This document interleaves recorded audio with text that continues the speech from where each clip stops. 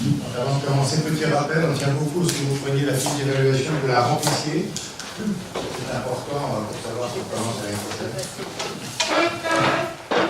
Et c'est d'accord. On commence l'après-midi par une conférence de Jean-Pierre Cossard sur les cohortes en chirurgie pariétale. Sur laquelle vous avez dit ce matin qu'il n'y avait pas d'études contrôlées randomisées en couple aveugle multicentrique internationale.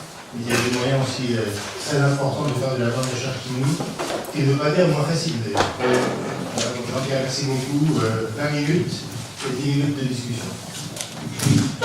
Bien, merci beaucoup pour cette introduction. Bonjour à tous. Effectivement, je suis ici pour vous parler de l'intérêt des registres en recherche clinique chirurgicale.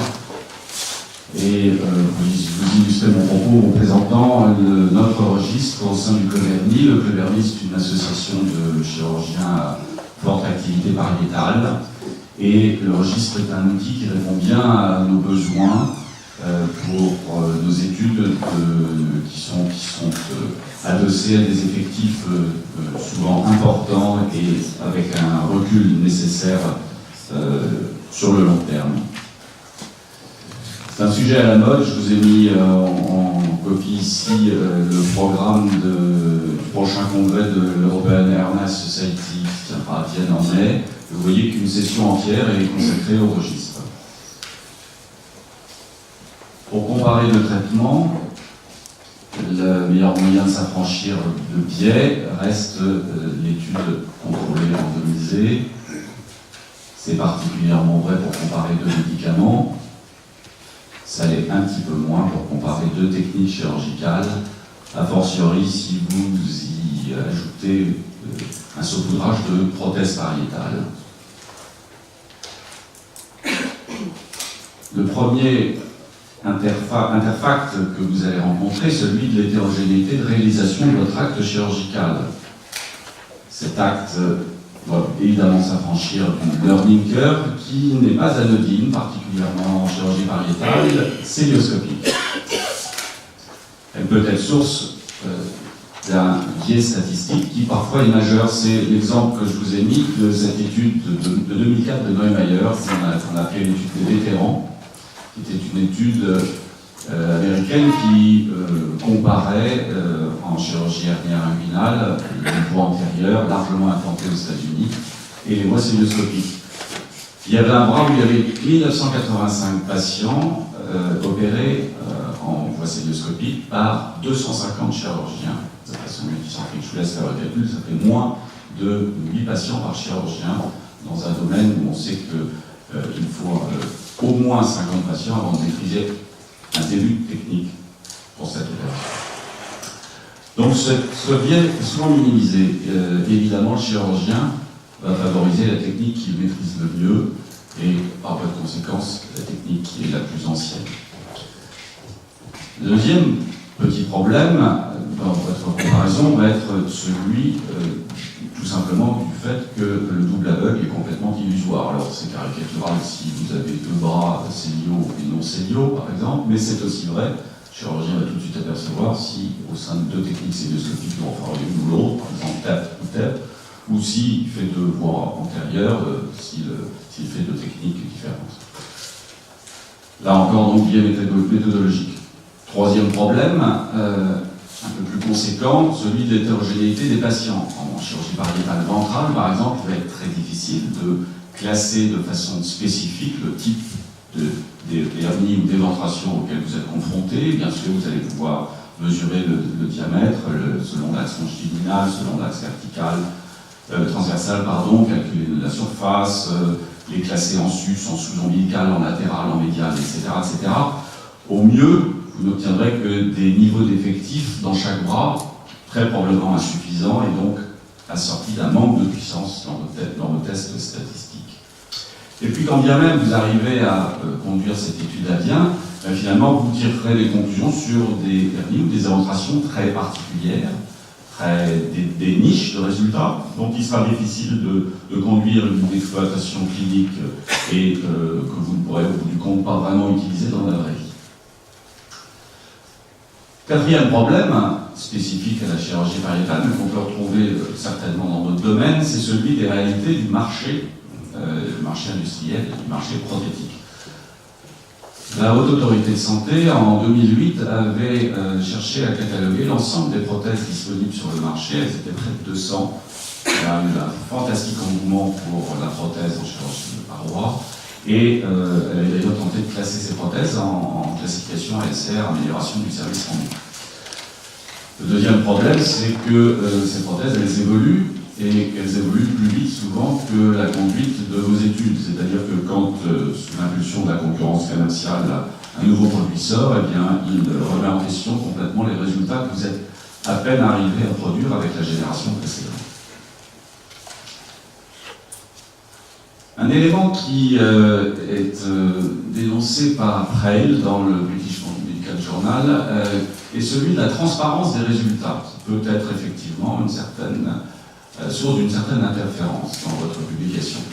On peut que votre étude soit sponsorisée si un biais méthodologique apparaît, si les résultats ne s'avèrent pas aussi satisfaisants qu'espérés, si les conduites sont effectuées sur multisites avec une hétérogénéité de vos sites, par exemple de bons résultats à Nice, de mauvais à Nantes et des résultats non concluants à Lille, eh bien, peut-être que vous serez tenté ou que le pouvoir conduisant votre étude sera tenté de mettre en avant les bons résultats au détriment des mauvais.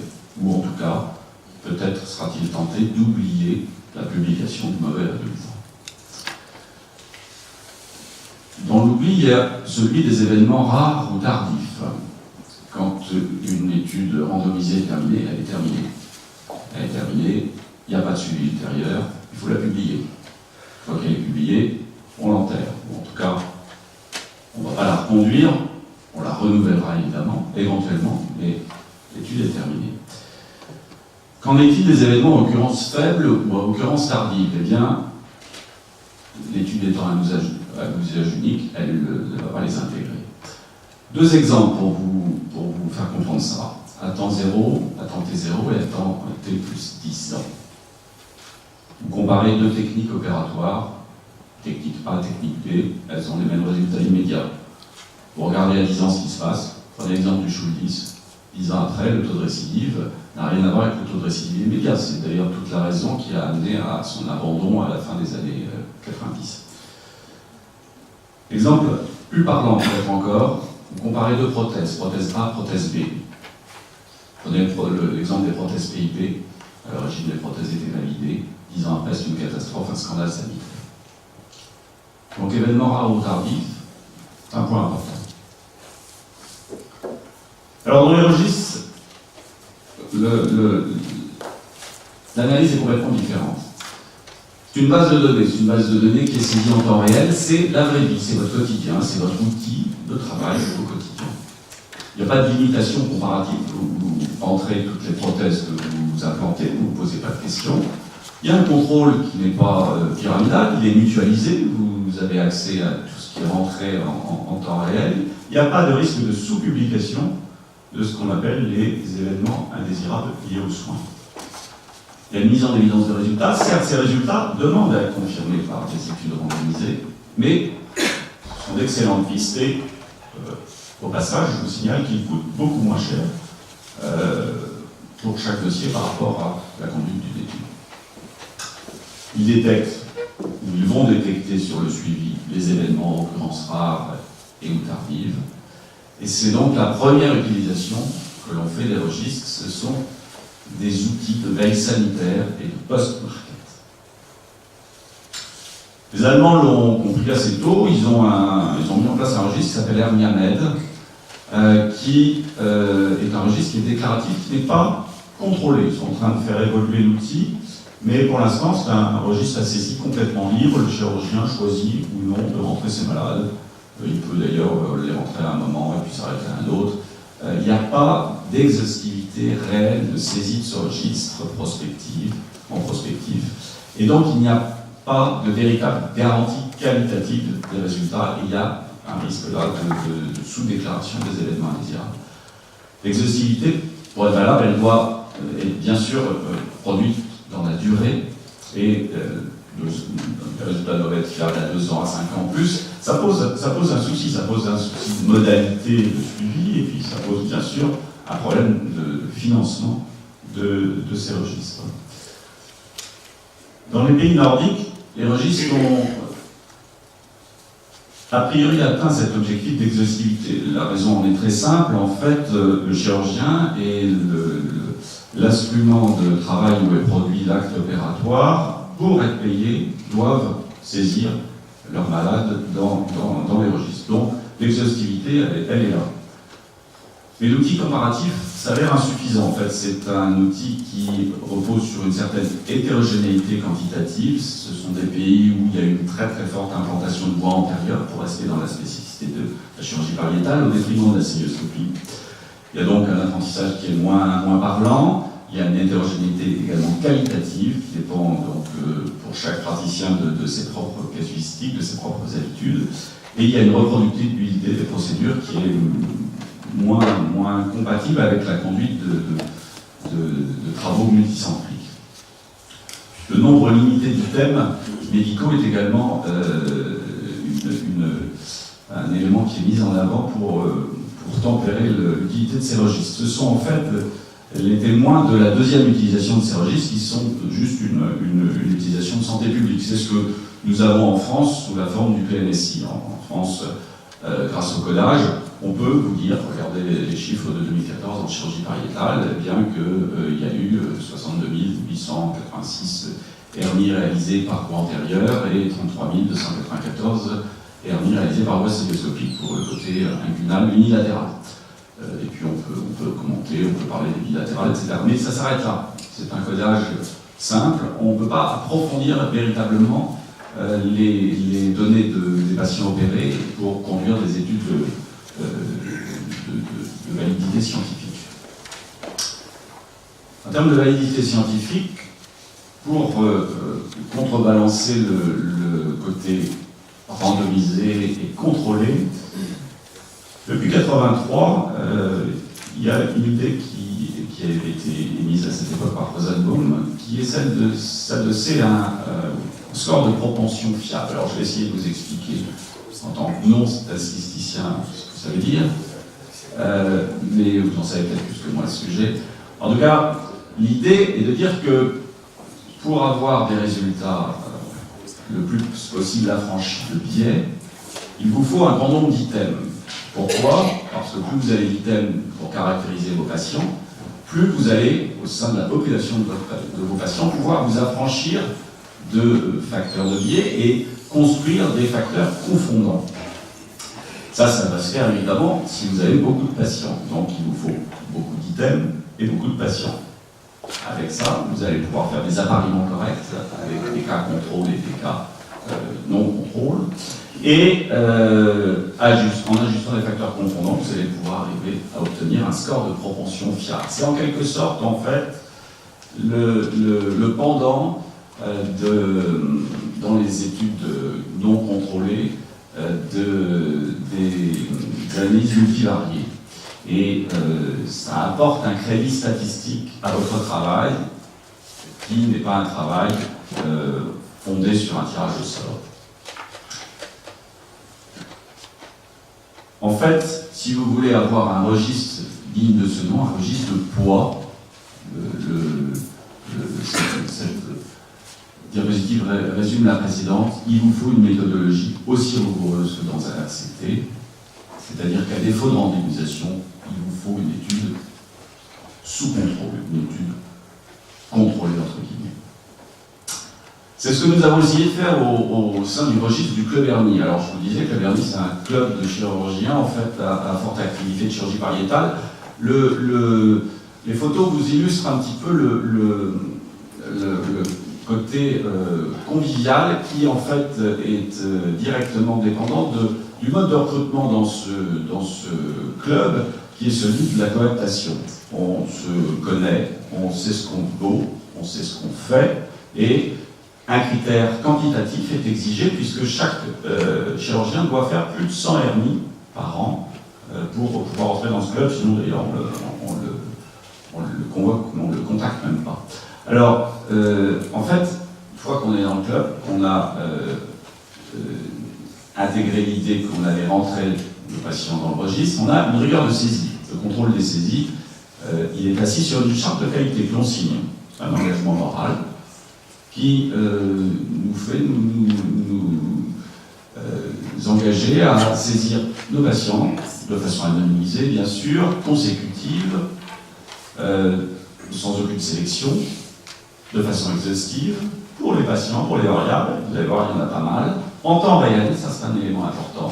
Sortez de salle d'opération, vous allez à l'ordinateur, et vous rentrez votre patient, avant de connaître vos suites, sur le site, et vous avez 164 variables à rentrer. Alors en fait, avec l'habitude, ça va assez rapidement, mais c'est quand même un effort, il ne faut pas le négliger, et quand vous vous engagez dans le club, il faut se dire que vous allez produire cet effort. Et ça c'est vrai à J0, à J1, J8, au premier mois, au bout d'un an, au bout de 2 ans, au bout de 5 ans. À ce prix, grâce à cette rigueur de suivi, eh bien, de cette rigueur de saisie, pardon, vous allez avoir une rigueur de suivi qui va être confiée à une ARC, une attachée de recherche clinique qui est attachée au Club Hernie, qui est indépendante des opérateurs, et qui, en aveugle, sans connaître la technique utilisée, va interroger les patients par téléphone avec un questionnaire validé. Et évidemment, elle va les réorienter vers votre consultation s'il y a des symptômes qui justifient un examen clinique. Je peux penser bien sûr aux récidives. Mais indépendamment de cela, elle va déjà mener un interrogatoire sur la douleur post-opératoire ou à distance, encore selon un questionnaire validé, qui sera un questionnaire de qualité de vie comparé au questionnaire qui a été mené en préopératoire. L'opération sera renouvelée à différents intervalles de suivi. Cet arc va effectuer également avec une certaine rigueur le contrôle de vos saisies, c'est-à-dire que là, elle n'est plus attachée au club, elle est vraiment salariée, ça fait partie de son poste fixe. Lors de cet entretien téléphonique, elle va en même temps s'assurer que ce que vous avez rentré dans votre base de données, c'est la réalité de ce que vous raconte le patient, de ce que vous a raconté le patient, que vous n'avez pas survolé le remplissage de votre registre par facilité. Et s'il y a un problème, s'il y a une discorde entre ce qui est saisi et ce que dit le patient, eh bien, il y a un contrôle du dossier. Voilà comment ça se présente. On a 2 registres, un registre ventral et un registre inguinal. Quand on va sur le site, en fait, on a accès d'emblée à ce portail et vous voyez qu'il y a des chiffres je ne sais pas si je les ai entourés là, non, de saisie globale et ce que vous avez saisi, vous voyez cette photo d'écran, mais ce jour-là, il y avait 14 000 hernies pleines saisies pour la globalité, 672 par l'opérateur en question. La casuistique à ce jour sur 5 ans, puisque ce registre a 5 ans, il a démarré le 1er septembre 2011, et là, ce sont les chiffres qui ont été saisis le 16 novembre, eh bien, c'est 20 314 patients, 14 025 cures de hernie de laine et 6 289 réparations ventrales. La saisie, elle se fait simplement par clic. Il y a différents onglets. Onglet par onglet, vous avancez, vous saisissez vos données. Il y a une petite attache verte qui vous montre que la saisie est enregistrée. Ce sont des réponses fermées. Il n'y a aucune fantaisie verbale à attendre de ce registre. Grâce à cela, l'exhaustivité est complète. Vous voyez que sur 664 items, il n'y a pratiquement pas de blanc. Il y a un remplissage très concret. Il y a une protection de ces données, bien sûr. Il y a un hébergeur qui garantit la sécurité et la traçabilité de ces données. Il y a des mots-clés. Il y a une anonymisation en accord avec les données de la CNIL. Il y a des relations croisées avec les bases de données de chaque chirurgien pour réidentifier les patients. Et puis, il y a des extractions possibles qui sont confiées à certains d'entre eux. Point important de la vraie vie, chaque chirurgien, en allant sur le registre, eh bien, je vous le disais, a ses données et il peut se comparer. Il a ses données personnelles et il a en temps réel les données de l'ensemble des autres chirurgiens. C'est un peu McDonald's, si vous voulez. C'est le meilleur vendeur de l'année, le meilleur vendeur du mois, plutôt. C'est aussi vrai pour un certain nombre d'items plus surprenants, comme les items de caractéristiques du suivi. Vous voyez qu'ici, ce chirurgien a un taux de perdu de vue qui est encore important, bon, 66%, mais il se rassure parce que le taux de perdu de vue de la base de données globale, c'est 69%, c'est pire. En fait, c'est pas un taux de perdu de vue, c'est dans cette base de données le nombre de patients qui ont été revus déjà à 2 ans. Et comme ce sont des données assez récentes, il y a 4997 patients saisis dans cet exemple-là, il n'y a pas encore un recul majeur. De la même façon, il peut comparer ses patients décédés, par exemple, il voit qu'il a des patients un peu plus graves que l'ensemble de ses confrères, puisqu'il a 1,12% de patients décédés, alors qu'il y en a que 0,32 dans le décédé, indépendamment de l'acte opératoire, je vous rassure. Alors, de ce registre, on peut retirer des données très simples, des données de santé publique, certes, comparables au PMSI, on peut parler de la moyenne d'âge, du poids ou de la taille des patients, mais ce n'est pas vraiment ça le plus intéressant. Le plus intéressant, ce sont les extractions, grâce à Excel, qu'on peut faire de ce tableur. Chaque chirurgien possède ses propres résultats, il peut faire lui-même ses propres extractions, c'est déjà le temps. Mais il peut également, en fait, en demandant une extraction globale, programmer une étude et des publications. Les publications, je vous les montre rapidement, elles ont été à la fois sur le plan multicentrique européen, mais également sur le plan multicentrique français, ou encore elles ont servi de nouvelles techniques, de nouvelles prothèses. Il y a des travaux du club qui sont en cours et qui sont intéressants. Il y a des travaux qui seront publiés et il y a des rapports qui vont voir le jour. Il y a des présentations en congrès qui se développent de plus en plus. Et ce club, il est également assis sur un congrès qui s'appelle MESH, qui est le congrès de chirurgie de Rouen en France. Cette année sera la 13e édition. Se développe et la transmet en direct, comme les conférences de l'Académie. Il est d'ailleurs associé à l'Académie et il est également associé à la Fédération de chirurgie viscérale pour la première fois cette année, puisqu'il va devenir validant pour le DPC. Voilà, la conclusion est très courte. Sur les airs d'une méthodologie rigoureuse, telle que celle du club Hernie, les registres peuvent prendre une place importante en complément des RCT. Je vous remercie beaucoup de votre attention. Merci beaucoup, Jean-Pierre. C'est très intéressant, c'est un joli modèle à suivre. Vous pouvez servir de pilote. Est-ce que vous avez des questions à poser? Oui, merci pour cette excellente présentation et qui est un modèle finalement pratique. Je crois qu'il y a la même chose dans les thoracotomies qui a été fait. C'est en train de se développer un peu partout. Voilà. Ça se développe aussi par les plasticiens font ça aussi. Voilà, exactement. Et je pense qu'effectivement, par rapport aux critères que vous aviez évoqués de comparaison à ce que nous avons études randomisées, contrôlées, mutuelles, c'est une excellente façon de procéder et quelque part, parfois, d'éviter tous les biais qui peuvent être associés à des grandes études multicentriques dont les résultats peuvent nous étonner les uns des autres dans nos spécialités. En fait, je crois qu'il ne faut pas les opposer, ce sont deux outils parfaitement complémentaires. Vous avez l'avantage de pouvoir être suivi très longtemps. C'est pas trop cher, pour ça serait pas mal. D'autres questions? Tout le monde est prêt à afficher cet exemple. 164 items par patient, c'est sûrement un travail considérable. Il faut vraiment que tous les partenaires soient très motivés. Ouais. Je pense qu'ils le sont. Je crois que la cooptation est importante pour ça. C'est-à-dire qu'il faut qu'il y ait un esprit associé au club. Mais ça c'est limite. Ce sont les Anglais à déroulement. Oui. Vous êtes une bande de potes. Un peu ça. C'est pas toujours facile à réaliser. Ouais, mais ce sont les potes qui se prennent au jeu un peu, parce que quand on arrive à 20 000 dossiers, on se dit qu'on peut parler. Oui, non, mais c'est bien, non, mais je pense que c'est parfois plus difficile à réaliser en milieu universitaire, par exemple. C'est inconsciemment dans le domaine que je connais beaucoup, qui est la cancérologie, c'est ça qui est Peter dont on parlait, et qu'il est clair qu'un des critères sur lesquels s'appuiera un cas pour voir si les gens font de la cancérologie correctement, c'est tous les malades dans le. Alors, les RCP en sont une première ébauche, mais c'est clair que vous, la génération qui arrive, tous les malades entreront dans des fichiers qui passent par les RCP, qu'on les organise à ce moment-là. Le problème, comme dit très bien Xavier Martin, la difficulté opératoire. Je pense que la génération qui arrive sera moins confrontée à cette difficulté parce qu'ils auront l'outil informatique dont nous avons vécu les prémices et l'absence, et donc il est toujours lourd, j'espère que pour vous il sera plus lourd, mais pour vous c'est vrai que rentrer 124 idées à la fin d'une intervention.